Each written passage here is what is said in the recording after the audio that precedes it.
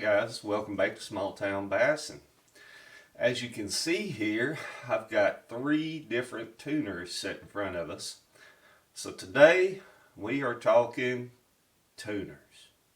200 to be specific, Mercury 200 horsepower tuners. So we have two factory tuners on the left here.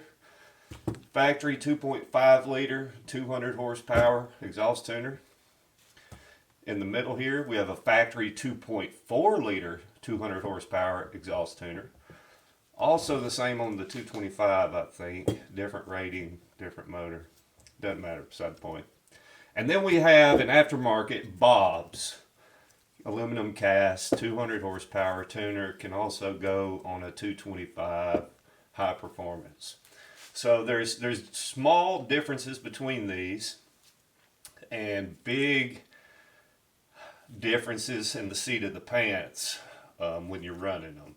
So what I'm running actually right now on the midsection, I've got the Franken Beast power head on the Shadow. I'm still running a stock 200 horse 2.5 liter exhaust tuner. As you can see, small rectangle, standard fishing motor size 200 exhaust dump on the adapter plate, right? Same on the 2.4, same size windows. Look at Bob's. Look at them big boys. Look how tall they are. Let's hold two up for comparison. Stock 2.5 and Bob's. Look at the height difference in the windows. Alright. It's almost 3/8 of an inch, close to it. They're pretty tall. They're big. So what's the difference, you might ask? What's the difference in a straight pipe and a tapered, an open bell shape? What's the difference? Well, that's what we're here to talk about. Now, I don't know it all. I just know a little bit, and I'm hoping the comment section will fill us out with the rest of the information. But to my understanding, the straight pipe, the more restricted exit, offers more torque. More low-end torque to be specific. So what it does, it causes the exhaust pulse to back up on itself on its way out, creating a high pressure window right here,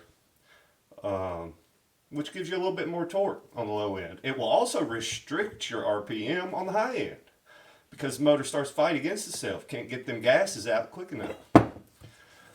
Then we have the 2.4 200, and I think it's part of the reason why that motor was rated so high is the exhaust exit. Now it's got the same size exit coming out of the block, out of the adapter plate end, but it's able to expand and get the heck out of the way faster than this restricted opening. So as the pulse is coming out, it's able to expand. Pressure drops dramatically, allowing the next pulse room to come out, allowing you to reach higher RPM and achieve a higher overall horsepower rating. Now that doesn't say anything about torque. It may be a slug out of the hole, but if you can get the rip'ems high enough, you'll see maximum horsepower numbers because you've got no restrictions on the back end. Now, moving on to Bob's, the high performance unit we have right here. Similar to 260 would be a oval tuner, I think. I don't know, you guys fill me in. Y'all, let's talk about these tuners in the comments now. Y'all fill in the gaps, okay? But this Bob's tuner has a larger opening. And a lot of us refer to this as the 225 exhaust dump. So on the 225 Pro Max, you've got the big windows exiting that block, exiting the adapter plates. On the 200 Pro Max, you've got this tuner right here. Same size dumps. So the 225, not only do you have a bigger front end, taking 7 pedals worth of air in the front, but you got a big old hole on the exit end, letting that air out, the hot air out the back end, as well as the expanded exit, which I think is roughly the same shape as the 2.4, but a little longer. So leads me to wonder, on a 2.5, if I really want to make some power, I could cut this shorter a little bit, maybe. Lose a little low end torque probably, but gain a smidge on top? Or do we just run this on a small exit window, but let it expand on the way out of that? Or do we stick with what we got? I don't know.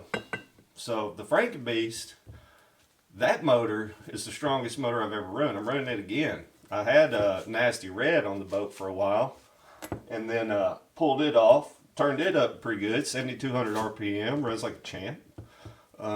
Pulled it off to run Franken Beast after I replaced the piston I last melted in it. So it sat under the bed for a year after I built it, just collecting dust. I decided, well, it's either time to run it or sell it. Right now I'm running it.